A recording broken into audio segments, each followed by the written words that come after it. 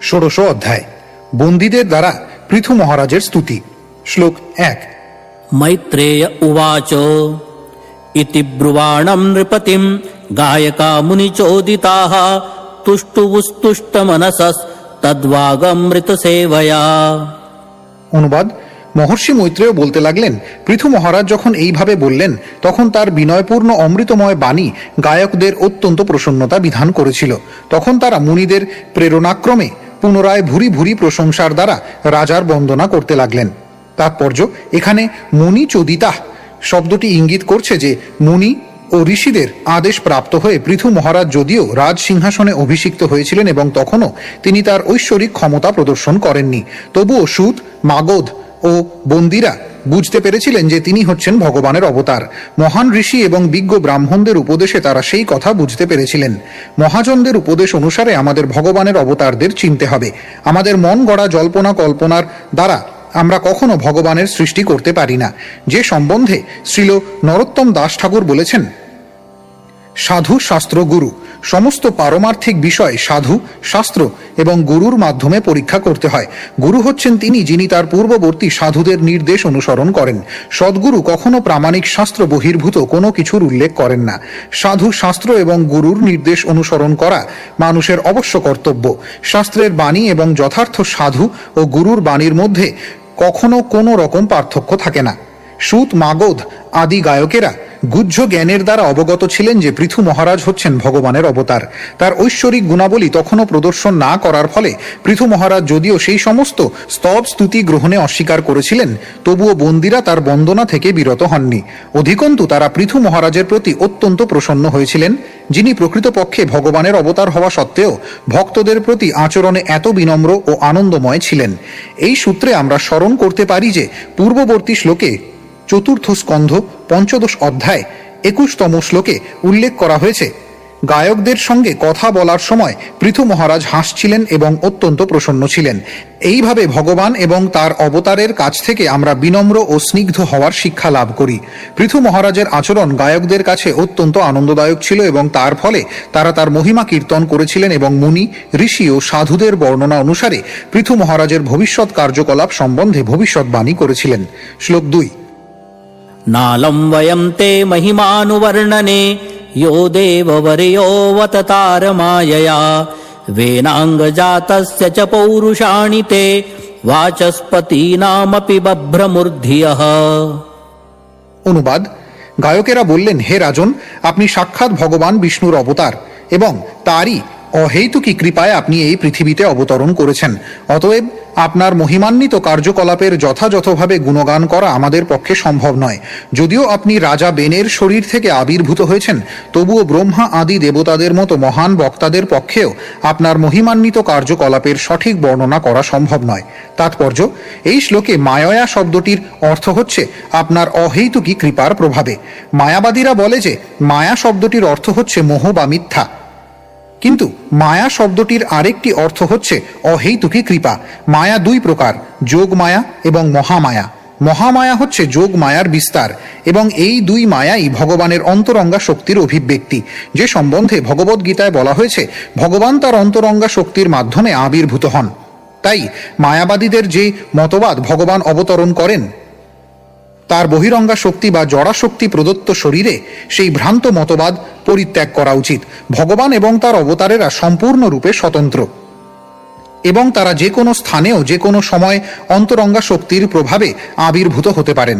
পৃথু মহারাজ যদিও বেন রাজার মৃত শরীর থেকে জন্মগ্রহণ করেছিলেন, তবুও তিনি ছিলেন ভগবানের অবতার এবং তার আবির্ভাব হয়েছিল ভগবানের অন্তরঙ্গা শক্তির প্রভাবে। ভগবান যে কোনো পরিবারে আবির্ভূত হতে পারেন, কখনো কখনো তিনি মৎস্যরূপে অথবা বরাহরূপে অবতরণ করেন। অতএব তার অন্তরঙ্গা শক্তির দ্বারা যে কোনো স্থানে ও যে কোনো সময় আবির্ভূত হওয়ার পূর্ণ স্বাধীনতা ভগবানের রয়েছে। বলা হয় যে ভগবানের অবতারদের অনন্ত দেব অনন্ত মুখে অনন্তকাল ধরে ভগবানের মহিমা কীর্তন করেও তার অন্ত খুঁজে পান না। অতএব ব্রহ্মা, শিব আদি দেবতাদের আর কি কথা। বলা হয় যে ভগবান হচ্ছেন শিব বিরিঞ্চি নূতম। তিনি শিব, ব্রহ্মা আদি দেবতাদেরও সর্বদা পূজ্য। দেবতারাই যদি ভগবানের মহিমা কীর্তন করার উপযুক্ত ভাষা খুঁজে না পান, তাহলে অন্যদের আর কি কথা। তার ফলে সুত, মাগধ আদি গায়কেরা পৃথু মহারাজের মহিমা যথাযথভাবে কীর্তন করতে নিজেদের অক্ষম বলে মনে করেছিলেন। উত্তম শ্লোকের দ্বারা ভগবানের মহিমা কীর্তন করার ফলে মানুষ পবিত্র হয়। যদিও আমরা যথাযথভাবে ভগবানের মহিমা কীর্তনে অক্ষম, তবুও আমাদের কর্তব্য হচ্ছে নিজেদের পবিত্র করার জন্য সেই চেষ্টা করা। এমন নয় যে যেহেতু ব্রহ্মা, শিব আদি দেবতারা যথাযথভাবে ভগবানের মহিমা কীর্তনে অক্ষম, তাই ভগবানের মহিমা কীর্তন বন্ধ করে দিতে হবে। পক্ষান্তরে প্রহ্লাদ মহারাজের বর্ণনা অনুসারে সকলেরই কর্তব্য হচ্ছে তাদের নিজেদের ক্ষমতা অনুসারে ভগবানের মহিমা কীর্তন করা। আমরা যদি ভগবানের ঐকান্তিক ভক্ত হই, তাহলে ভগবান আমাদের বুদ্ধি দেবেন, যার দ্বারা আমরা যথাযথভাবে তার মহিমা কীর্তন করতে পারব। শ্লোক 3।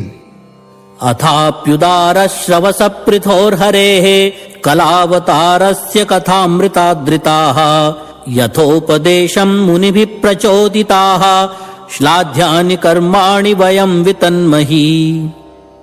অনুবাদ: যদিও যথাযথভাবে আপনার মহিমা কীর্তন করার ক্ষমতা আমাদের নেই, তবুও আপনার মহিমা কীর্তন করার দিব্য স্বাদ আমরা পেয়েছি। মুনি ঋষি মহাজনদের কাছ থেকে যে উপদেশ আমরা প্রাপ্ত হয়েছি, সেই অনুসারে আমরা আপনার মহিমা কীর্তন করার চেষ্টা করব। কিন্তু যে বর্ণনাই আমরা করি তা সর্বদা নিতান্ত অপর্যাপ্ত এবং নগণ্য। হে রাজা, যেহেতু আপনি ভগবানের সাক্ষাৎ অবতার, তাই আপনার সমস্ত কার্যকলাপ অত্যন্ত উদার এবং প্রশংসনীয়। তাৎপর্য: মানুষ যতই দক্ষ হোক না কেন, সে কখনোই পর্যাপ্ত রূপে ভগবানের মহিমা কীর্তন করতে পারে না। কিন্তু তা সত্ত্বেও যারা ভগবানের মহিমা কীর্তনে রত, তাদের যথাসাধ্য চেষ্টা করা উচিত। সেই চেষ্টা ভগবানের প্রসন্নতা বিধান করে। শ্রী চৈতন্য মহাপ্রভু তার অনুগামীদের সর্বত্র ভগবানের বাণী প্রচার করার উপদেশ দিয়েছেন। যেহেতু সেই বাণী হচ্ছে মূলত ভগবদ গীতা, তাই প্রচারকদের কর্তব্য হচ্ছে গুরু পরম্পরা ধারায় মহান মুনি ঋষিরা যেভাবে ভগবদ গীতা বিশ্লেষণ করে গেছেন, সেই অনুসারে তা অধ্যয়ন করা। সাধু, গুরু এবং শাস্ত্রের অনুগত হয়ে পূর্বতন আচার্যদের পদাঙ্ক অনুসরণ করে জনসাধারণের কাছে ভগবত তত্ত্ব জ্ঞান প্রচার করা উচিত। এই অত্যন্ত সরল পন্থায় ভগবানের মহিমা কীর্তন করা যায়। ভগবত ভক্তি হচ্ছে পারমার্থিক উন্নতি সাধনের প্রকৃত পন্থা। কারণ ভগবত ভক্তির দ্বারা অল্প কয়েকটি শব্দের মাধ্যমেই ভগবানকে সন্তুষ্ট করা যায়। ভক্তি ব্যতীত শত শত গ্রন্থ লিখেও ভগবানকে প্রসন্ন করা যায় না। কৃষ্ণ ভাবনামৃত আন্দোলনের প্রচারকেরা যদি ভগবানের মহিমা কীর্তন করতে সক্ষম নাও হয়, তবুও তারা সর্বত্র গিয়ে মানুষদের হরে কৃষ্ণ মহামন্ত্র কীর্তন করতে অনুরোধ করতে পারে। শ্লোক 4। एष धर्मभृतां श्रेष्ठो लोकं धर्मेऽनुवर्तयन् गोप्ता च धर्मसेतूनां शास्ता तत्परिपन्थिनाम्। অনুবাদ: এই পৃথু মহারাজ ধর্ম পালনকারীদের মধ্যে শ্রেষ্ঠ। তিনি সকলকে ধর্মে প্রবৃত্ত করবেন এবং ধর্মকে রক্ষা করবেন। ধর্ম বিরোধীদের এবং নাস্তিকদের কাছে তিনি হবেন মহান দণ্ডদাতা। তাৎপর্য: রাজা অথবা রাষ্ট্রপ্রধানদের কর্তব্য এই শ্লোকে খুব সুন্দরভাবে বর্ণিত হয়েছে। রাষ্ট্রপ্রধানের কর্তব্য হচ্ছে মানুষ নিষ্ঠা সহকারে ধার্মিক জীবনযাপন করছে কিনা তা দেখা। নাস্তিকদের দণ্ড দেওয়ার ব্যাপারে রাজাকে অত্যন্ত কঠোর হওয়া উচিত। অর্থাৎ নাস্তিক অথবা ভগবৎবিহীন সরকারকে প্রশ্রয় দেওয়া রাজা অথবা রাষ্ট্রপ্রধানের কখনোই উচিত নয়। সরকার ভালো কিনা সেটি হচ্ছে তার পরীক্ষা। ধর্মনিরপেক্ষ সরকারের নামে রাজা বা রাষ্ট্রপ্রধান নিরপেক্ষ থেকে মানুষদের সব রকম অধার্মিক আচরণে প্রবৃত্ত হতে দেয়। সেই প্রকার রাষ্ট্রে সর্বপ্রকার অর্থনৈতিক উন্নতি সত্ত্বেও মানুষ সুখী হয় না। এই কলিযুগে কোনো পুণ্যবান রাজা নেই। তার পরিবর্তে চোর বাটপারেরা ভোটের বলে রাষ্ট্রপ্রধান রূপে নির্বাচিত হয়। তাদের দ্বারা পরিচালিত রাষ্ট্রে ধর্ম এবং ভগবত চেতনাবিহীন হয়ে মানুষ কিভাবে সুখী হতে পারে? এই সমস্ত দুরাচারীরা তাদের ইন্দ্রিয় সুখ ভোগের জন্য জনসাধারণের কাছ থেকে কর আদায় করে। শ্রীমদ্ ভাগবতের বর্ণনা অনুসারে ভবিষ্যতে মানুষ তাদের দ্বারা এত উৎপীড়িত হবে যে তারা বাড়ি ঘর ছেড়ে বনে পালিয়ে যাবে।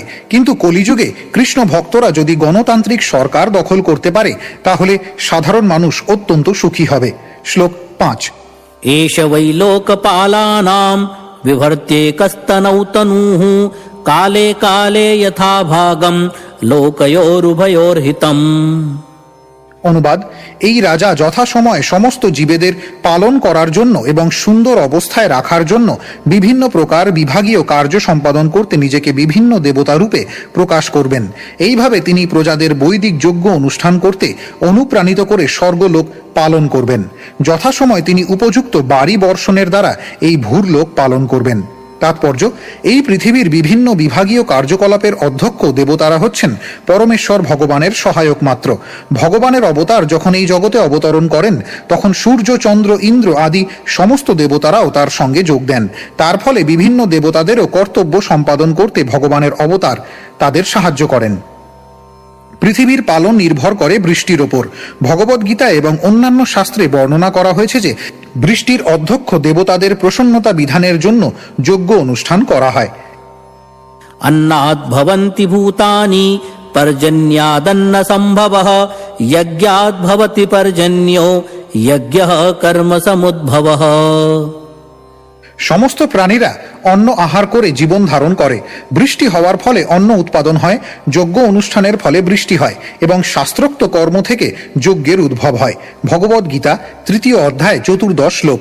তাই যথাযথভাবে যজ্ঞ অনুষ্ঠান করা কর্তব্য। এখানে ইঙ্গিত করা হয়েছে যে মহারাজ পৃথু একা সমস্ত নাগরিকদের যজ্ঞ অনুষ্ঠান করতে অনুপ্রাণিত করবেন, যাতে তাদের কোনো প্রকার অভাব অথবা দুঃখ দুর্দশা না থাকে। কিন্তু এই কলিযুগে তথাকথিত ধর্মনিরপেক্ষ রাষ্ট্র সরকারের কার্যকরী শাখার অধ্যক্ষ তথাকথিত রাজা এবং রাষ্ট্রপতিরা হচ্ছে এক একটি মূর্খ ও দুরাচারী, এবং তারা প্রকৃতির কারণ তত্ত্বের জটিলতা এবং যজ্ঞ অনুষ্ঠানের তত্ত্ব সম্বন্ধে কিছুই জানে না। এই সমস্ত মহামূর্খেরা কেবল বিবিধ পরিকল্পনা করে, যা কখনো সফল হয় না, এবং তার ফলে মানুষ নানা দুঃখ দুর্দশা ভোগ করে। সেই অবস্থার প্রতিকারের জন্য শাস্ত্রে উপদেশ দেওয়া হয়েছে, हरेर्नाम हरेर्नामैव केवलम् कलौ नास्त्येव नास्त्येव नास्त्येव गतिरन्यथा। রাষ্ট্রের এই দুর্দশাগ্রস্ত পরিস্থিতির প্রতিকারের জন্য জনসাধারণকে উপদেশ দেওয়া হয়েছে, হরে কৃষ্ণ কৃষ্ণ কৃষ্ণ হরে হরে, হরে রাম রাম রাম হরে হরে, এই মহামন্ত্র কীর্তন করার জন্য। শ্লোক 6। वसुकाल उपादत्ते काले चायं विमुञ्चति समः सर्वेषु भूतेषु प्रतपन् सूर्यवद्विभुः। অনুবাদ, এই পৃথু মহারাজ সূর্যের মতো শক্তিশালী হবেন এবং সূর্যদেব যেমন সকলকে সমানভাবে তার কিরণ বিতরণ করেন, মহারাজ পৃথুও সমানভাবে সকলের প্রতি তার করুণা বিতরণ করবেন। সূর্য যেমন বছরের মধ্যে 8 মাস ধরে জল বাষ্পে পরিণত করে বর্ষাকালে প্রচুরভাবে তা ফিরিয়ে দেয়, ঠিক তেমনি মহারাজ পৃথুও নাগরিকদের কাছ থেকে কর আদায় করে প্রয়োজনের সময় তাদের তা ফিরিয়ে দেবেন। তাৎপর্য, এই শ্লোকে কর আদায় করার বিধি অত্যন্ত সুন্দরভাবে বিশ্লেষণ করা হয়েছে। কর আদায়ের উদ্দেশ্য তথাকথিত প্রশাসনিক অধ্যক্ষদের ইন্দ্রিয় তৃপ্তির জন্য নয়। প্রয়োজনের সময় দুর্ভিক্ষ, বন্যা আদি জরুরি অবস্থায় সেই সংগৃহীত রাজস্ব প্রজাদের মধ্যে বিতরণ করে দেওয়া উচিত। এই আয় কখনো সরকারি কর্মচারীদের মোটা বেতন এবং অন্যান্য সুযোগ সুবিধা প্রদানে বন্টন করা উচিত নয়। কিন্তু কলিযুগে নাগরিকদের অবস্থা অত্যন্ত ভয়ঙ্কর, কারণ নানাভাবে কর আদায় করে সেই সম্পদ প্রশাসকদের ব্যক্তিগত সুবিধায় ব্যয় করা হয়। এই শ্লোকে সূর্যের দৃষ্টান্তটি খুব সুন্দর। সূর্য পৃথিবী থেকে কোটি কোটি মাইল দূরে, এবং সূর্য যদিও পৃথিবীকে স্পর্শ করে না, তবুও তা সাগর এবং মহাসাগর আদি জলাশয় থেকে জল সংগ্রহ করে এবং বর্ষার সময় সেই জল বিতরণ করে জমিকে উর্বর করে। একজন আদর্শ রাজারূপে পৃথু মহারাজ রাষ্ট্রের সর্বত্র প্রতিটি নগরে ও গ্রামে সূর্যের মতো সেই কার্য সম্পাদন করবেন। শ্লোক 7। तितिक्षत्य क्रमं वेन्य उपरि आक्रमतामपि भूतानां करुणश्यश्व दार्तानां क्षितिवृत्तिमान्। অনুবাদ, এই পৃথু মহারাজ সমস্ত নাগরিকদের প্রতি অত্যন্ত দয়ালু হবেন। কোনো আর্ত ব্যক্তি যদি বিধিবিধান অবহেলা করে রাজার মস্তকে পদার্পণও করে, তাহলেও তিনি তার অহেতুকী কৃপার বশে কিছু মনে না করে তাকে ক্ষমা করবেন। পৃথিবীর পালক রূপে তিনি পৃথিবীরই মতো সহনশীল হবেন। তাৎপর্য, এখানে মহারাজ পৃথুর সহনশীলতার তুলনা পৃথিবীর সঙ্গে করা হয়েছে। মানুষ এবং পশুর দ্বারা সর্বদা পদদলিত হলেও পৃথিবী ফলমূল ও শস্য উৎপাদন করে তাদের আহার প্রদান করেন। একজন আদর্শ রাজারূপে পৃথু মহারাজের তুলনা পৃথিবীর সঙ্গে করা হয়েছে, কারণ কোনো কোনো নাগরিক রাষ্ট্রের আইন ও শৃঙ্খলা লঙ্ঘন করলেও তিনি তা সহ্য করবেন এবং তাদের আহার প্রদান করে পালন করবেন। পক্ষান্তরে বলা যায় যে রাজার কর্তব্য হচ্ছে নিজের অসুবিধা হলেও প্রজাদের সুখ স্বাচ্ছন্দ্য বিধান করা। কিন্তু কলিযুগের অবস্থা সেই রকম নয়, কারণ কলিযুগে রাজা এবং রাষ্ট্রপ্রধানেরা প্রজাদের কাছ থেকে কর আদায় করে তাদের নিজেদের জীবন উপভোগ করার জন্য। এই প্রকার অন্যায়ভাবে কর সংগ্রহের ফলে লোকেরা অসৎ হয়ে যায় এবং তারা নানাভাবে তাদের আয় লুকাবার চেষ্টা করে। অবশেষে রাষ্ট্র আর কর সংগ্রহ করতে পারবে না এবং তার ফলে তাদের বিশাল সামরিক এবং প্রশাসনিক ব্যয়ভার বহন করতে পারবে না। তখন সব কিছু ধসে পড়বে এবং সারা রাষ্ট্র জুড়ে এক প্রবল সংকট ও বিশৃঙ্খলা দেখা দেবে। শ্লোক ৮। देवे वर्षत्यसौ देवो नरदेव वपुर्हरिः कृच्छ्रप्राणा प्रजा हेष रक्षिष्यत्यञ्जसेन्द्रवत्। অনুবাদ: যখন বৃষ্টি হবে না তখন জলের অভাবে প্রজাদের ভীষণ কষ্ট হবে। তখন ভগবানের অংশ সম্ভূত এই রাজা নিজেই ইন্দ্রের মতো বাড়ি বর্ষণ করবেন। এইভাবে তিনি অনায়াসে অনাবৃষ্টি থেকে প্রজাদের রক্ষা করবেন। তাৎপর্য: পৃথু মহারাজকে যে সূর্য এবং ইন্দ্রদেবের সঙ্গে তুলনা করা হয়েছে তা অত্যন্ত উপযুক্ত। দেবরাজ ইন্দ্রের উপর পৃথিবী এবং অন্যান্য গ্রহলোকে জল বিতরণ করার দায়িত্ব রয়েছে। এখানে ইঙ্গিত করা হয়েছে যে ইন্দ্র যদি যথাযথভাবে তার কর্তব্য সম্পাদনে অক্ষম হন তাহলে পৃথু মহারাজ স্বয়ং বাড়ি বর্ষণের ব্যবস্থা করবেন। পৃথিবীর মানুষেরা যদি দেবরাজ ইন্দ্রের প্রসন্নতা বিধানের জন্য যোগ্য অনুষ্ঠান না করে তাহলে কখনো কখনো তিনি তাদের প্রতি ক্রুদ্ধ হন। কিন্তু ভগবানের অবতার পৃথু মহারাজ স্বর্গের রাজার করুণার প্রতি নির্ভর করেননি। এখানে ভবিষ্যৎবাণী করা হয়েছে যে যদি বৃষ্টির অভাব হয় তাহলে পৃথু মহারাজ তার ঐশ্বরিক শক্তির প্রভাবে সেই অভাব দূর করবেন। শ্রীকৃষ্ণ যখন বৃন্দাবনে লীলাবিলাস করছিলেন তখন তিনিও এই প্রকার ক্ষমতা প্রদর্শন করেছিলেন। ইন্দ্র যখন 7 দিন ধরে বৃন্দাবনের উপর প্রবলভাবে বাড়ি বর্ষণ করেছিলেন তখন শ্রীকৃষ্ণ তাদের মাথার উপর একটি ছাতার মতো গিরি গোবর্ধন ধারণ করেছিলেন। তাই শ্রীকৃষ্ণের আরেকটি নাম হচ্ছে গোবর্ধনধারী। শ্লোক 9। आप्याययत्यसौ लोकम् वदनामृतमूर्तिना सानुरागावलोकेन विशदस्मितचारुणा।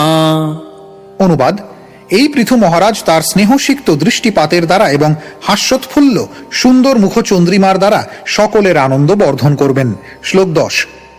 अव्यक्तवर्त्मैष निगूढकार्यो गम्भीरवेधा उपगुप्तवित्तः अनन्तमाहात्म्यगुणैकधाम पृथुप्रचेता इव संवृतात्मा। অনুবাদ: গায়কেরা বললেন পৃথু মহারাজের অনুসৃত মার্গ কেউ বুঝতে পারবে না। তার কার্যকলাপও অত্যন্ত গোপন থাকবে এবং তিনি যে কিভাবে তার সমস্ত কার্যকলাপ সাফল্যমণ্ডিত করবেন তাও কারো পক্ষে বোঝা সম্ভব হবে না।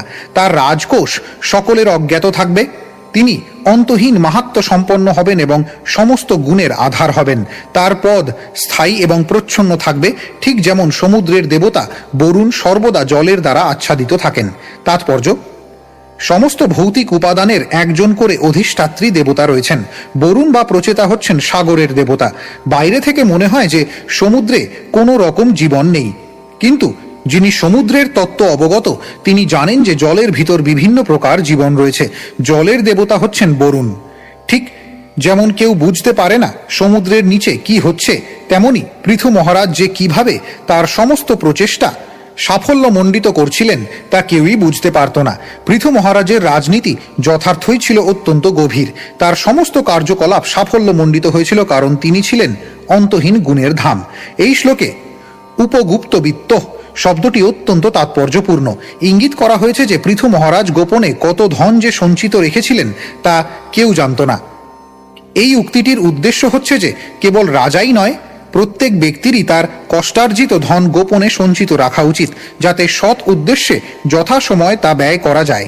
কলিযুগে রাজা এবং সরকারের সুরক্ষিত কোষাগার নেই এবং বিনিময়ের একমাত্র পন্থা হচ্ছে কাগজে ছাপানো নোট।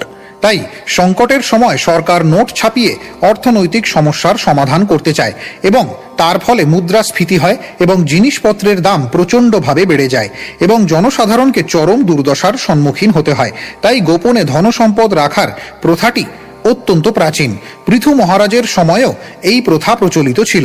রাজার যেমন তার রাজকোষ গোপন রাখার অধিকার রয়েছে, তেমনি মানুষের ব্যক্তিগত উপার্জনও গোপন রাখা উচিত। তার ফলে কোনো দোষ হয় না। মূল কথা হচ্ছে যে প্রতিটি ব্যক্তিকেই বর্ণাশ্রম ধর্মে শিক্ষিত হওয়া উচিত, যাতে সৎ উদ্দেশ্যেই কেবল অর্থ ব্যয় করা হয়।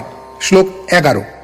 दुरासदो दुर्विशः आसन्नोऽपि विदूरवत् नैवाभिभवितुं शक्यो वेनारण्युत्थितो नलः। অনুবাদ: অরণি কাষ্ঠ থেকে যেমন অগ্নি উৎপন্ন হয় ঠিক তেমনি বেন রাজার মৃত শরীর থেকে পৃথু মহারাজের জন্ম হয়েছিল। তাই পৃথু মহারাজ সর্বদাই অগ্নির মতো অবস্থান করবেন এবং তার শত্রুরা তার সমীপবর্তী হতে সক্ষম হবে না। তার শত্রুদের কাছে তিনি দুঃসহ হবেন, কারণ তার অতি নিকটে থাকলেও তারা তার কাছে আসতে পারবে না। কেউই পৃথু মহারাজের শক্তিকে পরাভূত করতে পারবে না। তাৎপর্য, অরণি হচ্ছে এক প্রকার কাষ্ঠ, যার ঘর্ষণের দ্বারা অগ্নি উৎপন্ন হয়। যজ্ঞ অনুষ্ঠানের সময় অরণি কাষ্ঠ থেকে অগ্নি প্রজ্বলিত হতো। যদিও পৃথু মহারাজ তার মৃত পিতা থেকে উৎপন্ন হয়েছিলেন, তবুও তিনি সর্বদা অগ্নির মতো থাকবেন। ঠিক যেমন আগুনের কাছে যাওয়া যায় না, তেমনি পৃথু মহারাজের শত্রুরা তার অত্যন্ত নিকটে থাকা সত্ত্বেও তার কাছে আসতে পারবে না। শ্লোক 12। অন্তর্বহিশ্চ ভূতানাম পশ্যন কর্মাণি চারণৈঃ উদাসীন ইবাধ্যক্ষো বায়ুরাত্মেব দেহিনাম।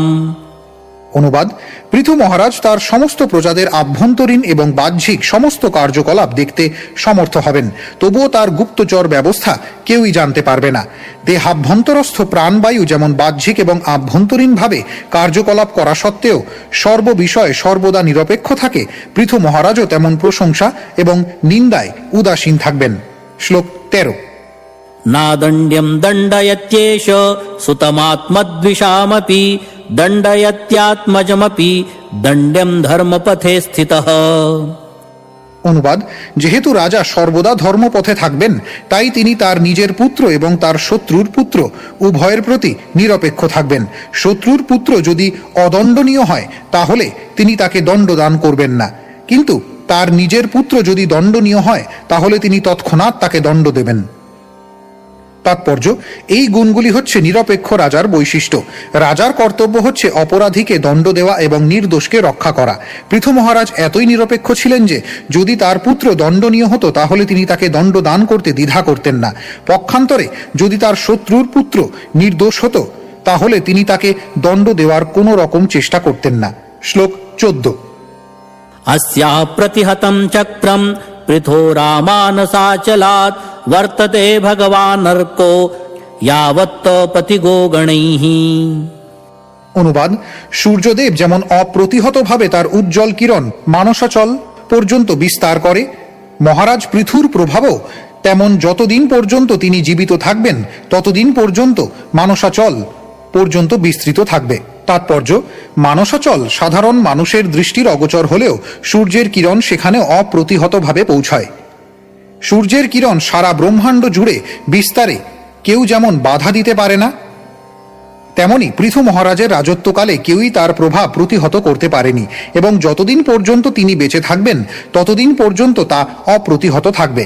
অর্থাৎ সূর্য কিরণকে যেমন সূর্যদেব থেকে পৃথক করা যায় না, তেমনি পৃথু মহারাজের শাসন ক্ষমতা পৃথু মহারাজ থেকে পৃথক করা যায় না। অর্থাৎ সকলের উপর পৃথু মহারাজের শাসন অবিচলিতভাবে চলতে থাকবে। এইভাবে রাজার শাসন ক্ষমতা রাজা থেকে পৃথক করা যায় না। শ্লোক 15। रञ्जयिष्यति यल्लोक मयमात्म विचेष्टितैः अथामुमाहूराजानं मनोरञ्जनकै प्रजाः। অনুবাদ: এই রাজা তার ব্যবহারিক কার্যকলাপের দ্বারা সকলের মনোরঞ্জন করবেন এবং তার সমস্ত প্রজারা তার প্রতি অত্যন্ত সন্তুষ্ট থাকবে। সেই কারণে নাগরিকেরা পরম প্রসন্নতা সহকারে তাকে তাদের শাসনকারী রাজা রূপে বরণ করেছিল। শ্লোক 16।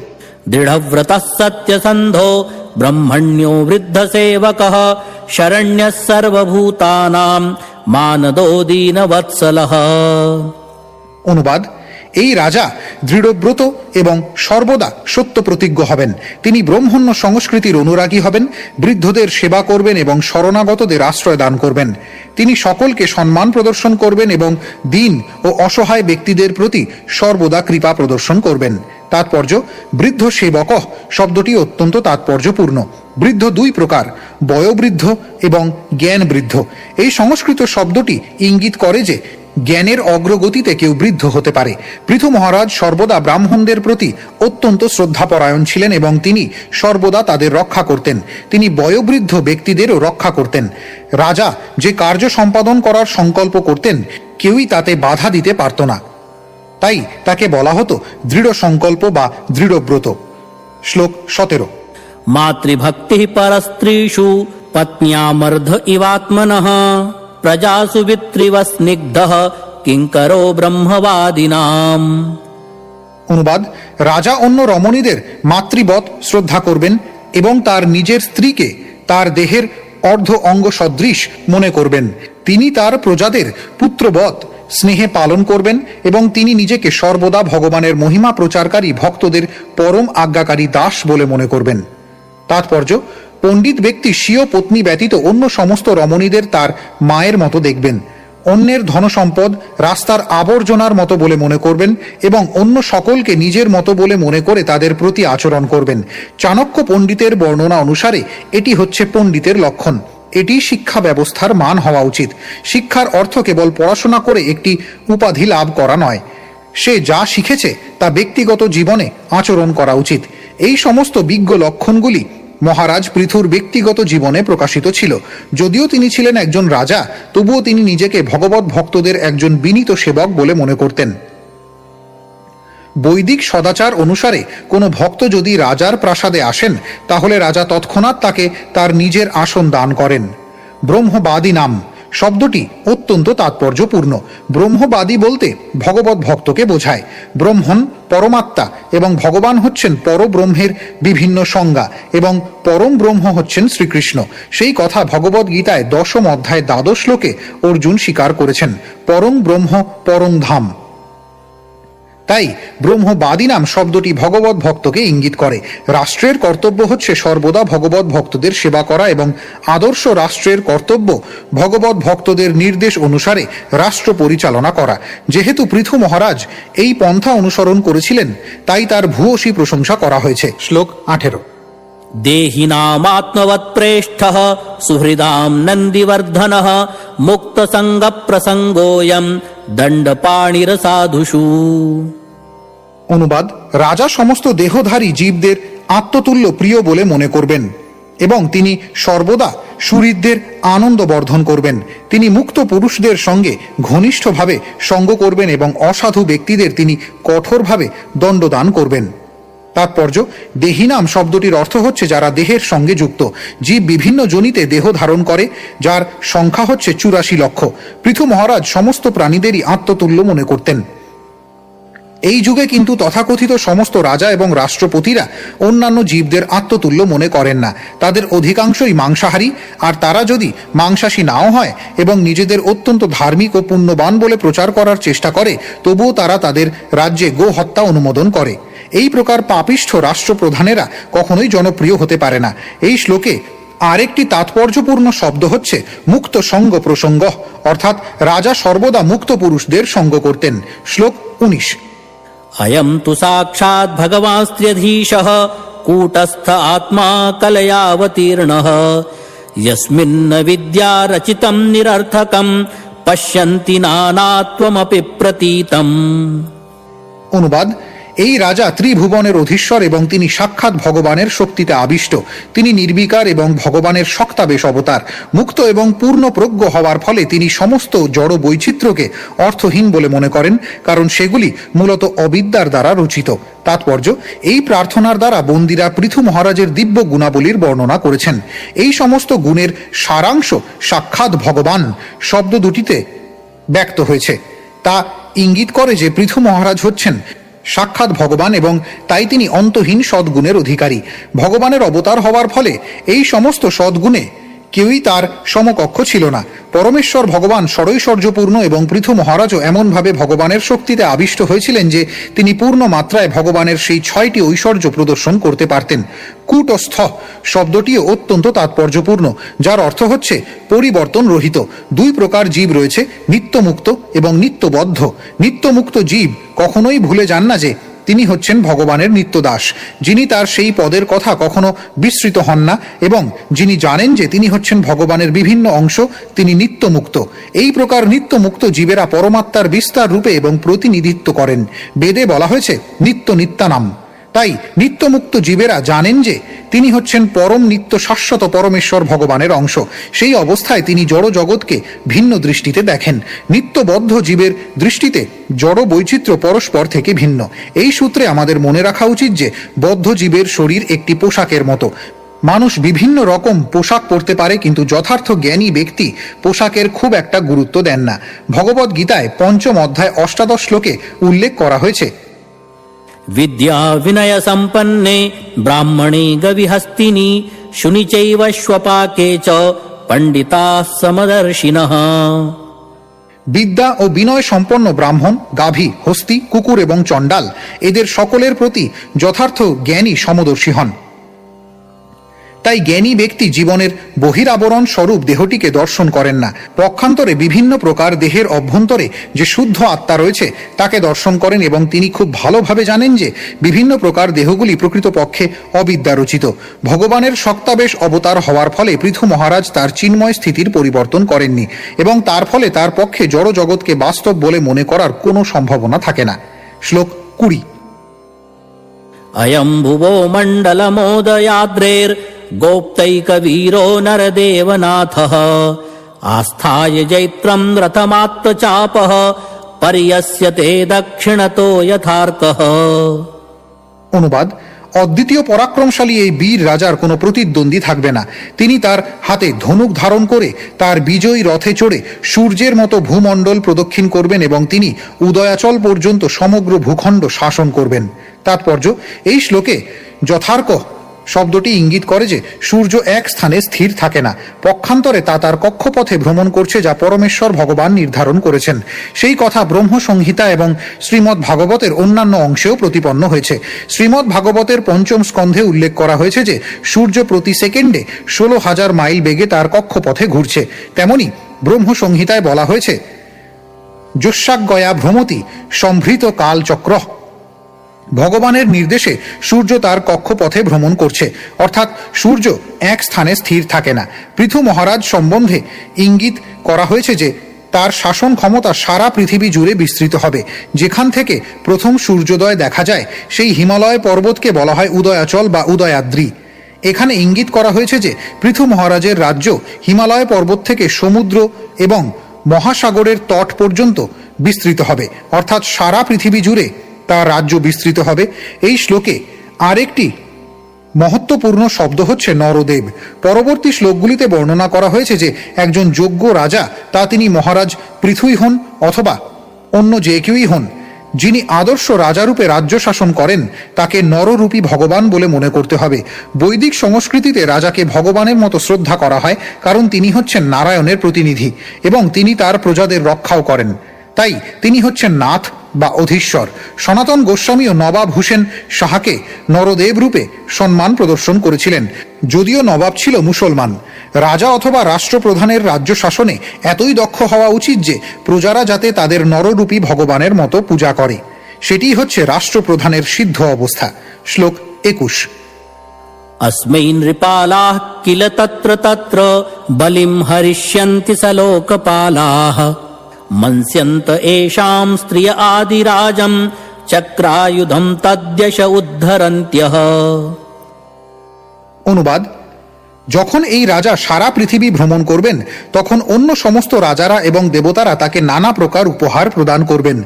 তাদের মহিষীরাও তাকে হস্তে চক্র এবং গদা চিহ্নধারী আদি রাজা বলে বিবেচনা করে তার যশ গান করবেন, কারণ তিনি পরমেশ্বর ভগবানের মতো যশস্বী হবেন। তাৎপর্য: পৃথু মহারাজের যশ সম্বন্ধে বলা যায় যে তিনি ইতিমধ্যেই পরমেশ্বর ভগবানের অবতার বলে পরিচিত হয়েছিলেন। আদি রাজম শব্দটির অর্থ হচ্ছে প্রথম রাজা। প্রকৃত আদি রাজ হচ্ছেন নারায়ণ বা শ্রী বিষ্ণু। মানুষ জানে না যে আদি রাজা বা নারায়ণ সমস্ত জীবেদের রক্ষা করেন। সেই কথা প্রতিপন্ন করে বেদে বলা হয়েছে এক বহুনাং যো বিদধাতি কামান। কঠোপনিষদ 2য় স্কন্ধ 2য় অধ্যায় 13 শ্লোক। প্রকৃতপক্ষে পরমেশ্বর ভগবান সমস্ত জীবেদের পালন করেন। রাজা বা নরদেব হচ্ছেন তার প্রতিনিধি। তাই রাজার কর্তব্য হচ্ছে সমস্ত জীবের পালনের জন্য ধন সম্পদের বিতরণ স্বয়ং পর্যবেক্ষণ করা। তিনি যদি তা করেন তাহলে তিনি নারায়ণের মতো যশস্বী হবেন, যে কথা এই শ্লোকে উল্লেখ করা হয়েছে। তদ্যশ। পৃথু মহারাজ ভগবানের মতো যশস্বী হয়েছিলেন কারণ তিনি সেইভাবেই সারা পৃথিবী শাসন করেছিলেন। শ্লোক 22। अयम् महीं गाम् दुदुहेधिराजः प्रजापतिर्वृत्तिकरः प्रजानाम् यो लीलयाद्रीं स्वशरासकोट्या भिन्दन् समाम् गामकरोद्यथेन्द्रः। অনুবাদ: প্রজাবৎসল এই অসাধারণ রাজা প্রজাপতিদের মতো প্রজা পালন করবেন। প্রজাদের জীবিকা সম্পাদনের জন্য তিনি গোস্বরূপা এই পৃথিবীকে দোহন করবেন। কেবল তাই নয়, দেবরাজ ইন্দ্র যেমন তার শক্তিশালী বজ্রের দ্বারা পর্বত বিদীর্ণ করেন, তেমনি তিনি তার ধনুকের তীক্ষ্ণ অগ্রভাগের দ্বারা গিরি পর্বত চূর্ণ করে পৃথিবীর পৃষ্ঠ সমতল করবেন। শ্লোক 23। विस्फूर्जयन्नाजगवं धनुस्वयं यदाचरत् क्ष्वामविषह्यमाजौ तदा निदिल्युर्दिशि दिश्य सन्तो लाङ्गूलमुद्यम्य यथा मृगेन्द्रः। অনুবাদ: সিংহ যখন তার পুচ্ছ উন্নত করে বনে বিচরণ করে তখন অন্য সমস্ত অধম পশুরা লুকিয়ে পড়ে, তেমনি পৃথু মহারাজ যখন তার মেষ ও বৃষের শৃঙ্গ নির্মিত এবং যুদ্ধে অপ্রতিহত ধনুকের টঙ্কার দিয়ে তার রাজ্যে বিচরণ করবেন, তখন সমস্ত আসরিক ভাবাপন্ন দুর্বৃত্ত ও দস্যুরা চতুর্দিকে পলায়ন করে লুক্কায়িত হবে। তাৎপর্য: পৃথু মহারাজের মতো শক্তিশালী রাজাকে সিংহের সঙ্গে তুলনা করা অত্যন্ত উপযুক্ত। ভারতবর্ষে ক্ষত্রিয় রাজাদের এখনো বলা হয় সিংহ। রাজ্যে দস্যু তস্কর এবং আসরিক ভাবাপন্ন মানুষেরা যদি কঠোর হস্তে রাজ্য শাসনকারী রাষ্ট্রপ্রধানকে ভয় না করে, তাহলে রাজ্যে শান্তি ও সমৃদ্ধি আসতে পারে না। তাই সিংহ সদৃশ রাজার পরিবর্তে যদি কোনো মহিলা রাজ্যের প্রশাসনিক অধ্যক্ষ হন, তা সবচাইতে দুঃখের বিষয় হয়। এই পরিস্থিতি মানুষের পক্ষে অত্যন্ত দুর্ভাগ্যজনক বলে বুঝতে হবে। শ্লোক 24। एषोऽश्वमेधान् शतमाजहार सरस्वती प्रादुर्भावि यत्र अहार्षीद्यस्य हयं पुरन्दरः शतक्रतुश्चरमे वर्तमाने। অনুবাদ: সরস্বতী নদীর উৎসস্থলে এই রাজা 100 অশ্বমেধ যজ্ঞ অনুষ্ঠান করবেন। শেষ যজ্ঞটি অনুষ্ঠানের সময় দেবরাজ ইন্দ্র যজ্ঞের অশ্ব অপহরণ করবেন। শ্লোক 25। एष स्वपद्मोपवने समेत्य सनत्कुमारं भगवन्तमेकम् आराध्य भक्त्या लभतामलं तत् ज्ञानं यतो ब्रह्म परं विदन्ति।